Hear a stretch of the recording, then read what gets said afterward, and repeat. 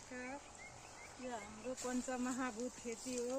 पञ्चमहाभूत खेतीमा ऊर्जा जलको प्रयोग, सारा मल एकतर्फ, ऊर्जा जल एकतर्फ।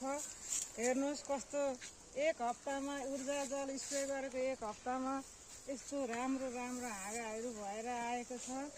मल हाल्दा 3 महिना 4 महिनामा पनि लाग्दैन थियो। ऊर्जा जल एकपल्ट स्प्रे गर्दै यस्तो राम्रो हाँगाहरू आएको छ। त्यसैले सबैले पञ्चमहाभूत खेती नै गरौँ। हस् त, धन्यवाद। हेर्नुहोस् ऊर्जा जल स्प्रे गरेको 3-4 दिनमा हेर्नु यस्तो भएको छ। एकतर्फ सबै मल हाल्नुहोस्, एकतर्फ ट्राई गर्नुहोस् ऊर्जा जल हालेर। पञ्चमहाभूत पूर्ण खेती हेर्नु।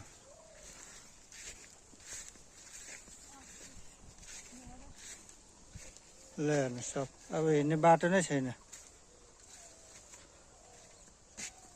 ताराचन्द बेलजीको जय होस्, जय टिसिबिटी, जय पञ्चमहाभूत युक्त खेती।